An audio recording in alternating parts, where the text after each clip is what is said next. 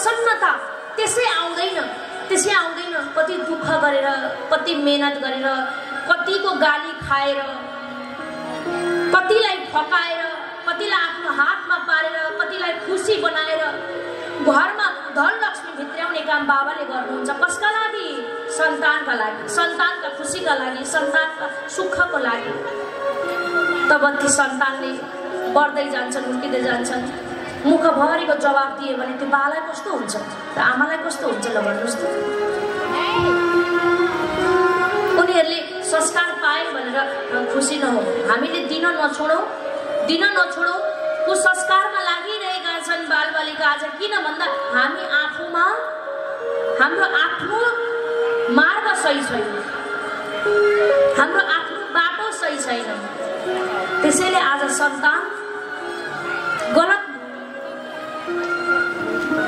दिशातर्फ लागिरहेका छन्। अनि हामी आफ्नो सन्तानप्रति आँखा बन्द गरेर विश्वास गर्छौँ नि। पछि छिमेकीकाले भन्छन्, अरे फलानु त तेरो सन्तान यस्तो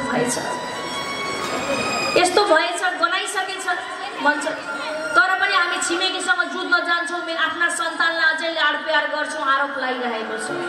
तर वास्तवमा गलत बाटो गइसकेका हुन्छन्, गलत खानपान अपनाइसकेका हुन्छन्, गलत विचार, गलत सङ्गत। त्यसै कारण हामीले आफ्ना सन्तानलाई बनाउनको लागि नि आमा बाबा, छोराछोरी भनेको नि एक माटो हो कि काँचो माटो हो। जुन कुम्भकारले एउटा कुम्भ निर्माण गर्छ नि आमा बाबा, ध्यान दिनु होला, त्यस्तै कुम्भकार हो माता पिता भनेको। सन्तानलाई कस्तो आकारमा निर्माण गर्ने, कस्तो बनाउने, दियो बनाउने या घडा बनाउने या धनुष बनाउने या तलवार बनाउने, कस्तो त माटो बच्चा हो।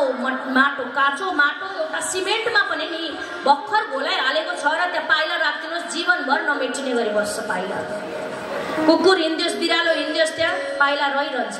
त्यस्तै प्रकारले एकचोटि यहाँहरूले जस्तो शिक्षा दिनुहुन्छ, जस्तो छाप दिनुहुन्छ, जस्तो घरमा संस्कार हुन्छ, त्यस्तै ठिक बच्चाहरूले अपनाउँछन्। बच्चाहरू भनेको एउटा क्यामेरा बराबर हुन्। जुन हाम्रो घरमा बा आमाबाट जुन कर्म हुन्छ सबै कैद गर्छन्, नानीहरूले कैद गर्छन्। उनीहरूको मानसिकतामा त्यही छाप पर्छ र उनीहरूले त्यस्तै व्यवहार गर्दै जान्छन्। त्यही भएर विनम्र अनुरोध गर्दछु आमा बाबा, छोराछोरीको अगाडि कहिले पनि झै झगडा नगर्नुहोस्, कहिले पनि घरमा तनाव नउठाउनुहोस्।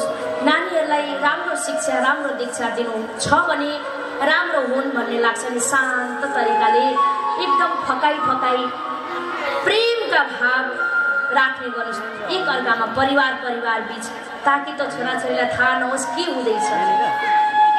उनीहरूले पनि त्यही अनुसारले आफ्नो बाटो लिँदै जान्छन्। आमा बाबा पहिलो शिक्षक शिक्षिका हो छोराछोरीको लागि, जनक जानकी आमा बाबा प्रथम। दोस्रो स्कुलमा विद्यालयका गुरुहरू हुनुहुन्छ। प्रेमले भन्नु राधे राधे।